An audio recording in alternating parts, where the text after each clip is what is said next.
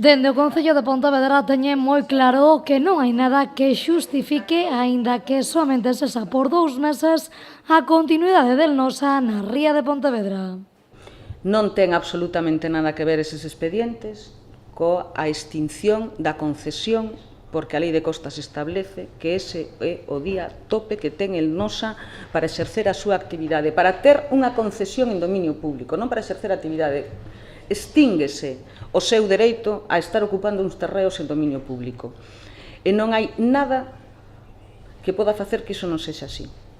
E para que o entenda todo o mundo, Carme da Silva, alcaldesa en funcións, quixo poñer un exemplo moi claro. O exemplo é o seguinte: eu vivo nun piso de aluguer. Remátame o contrato o 31 de decembro. Eu en xaneiro decido deixar de pagar o piso.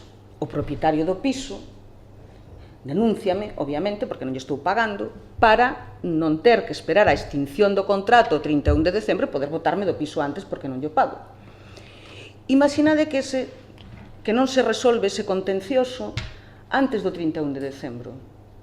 Pois, según a interpretación que está facendo neste momento o Goberno, eu podería seguir vivindo no piso tranquilamente porque, aínda que me rematou o contrato, o expediente no que me denuncian por non pagar, aínda non rematou.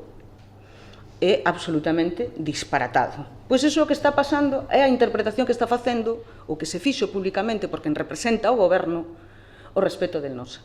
Con todo, dende o Concello van a dirixirlle un escrito ao Ministerio pedindo por unha banda que se lle ceda ao Concello a resolución mediante a cal el Nosa pode continuar a súa actividade na ría de Pontevedra e, por outra banda, lembrándolle ao Ministerio que el Nosa ten que comezar xa o seu desmantelamento. En relación á contestación que reciban dende Madrid, tomarán unha ou outra medida. En función do que por parte do Ministerio se nos dé resposta a ese escrito, seguiremos actuando, obviamente. Si existe esa resolución na que se lle establece con carácter provisional a posibilidade de exercer a actividade, os servizos xurídicos do Concello estudarán e actuaremos en consecuencia, porque entendemos que non ten ningún tipo de sustento legal. Por eso decía que as declaracións da subdelegada só se entenden dende o descoñecemento, dende a negociación.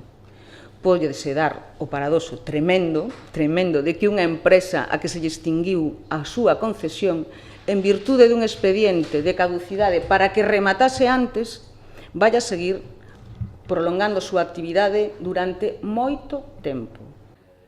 Dende o Concello da Boa Vila teñen moi claro que seguirán loitando para que primeiro el Nosa e despois Ence desaparezan da ría de Pontevedra.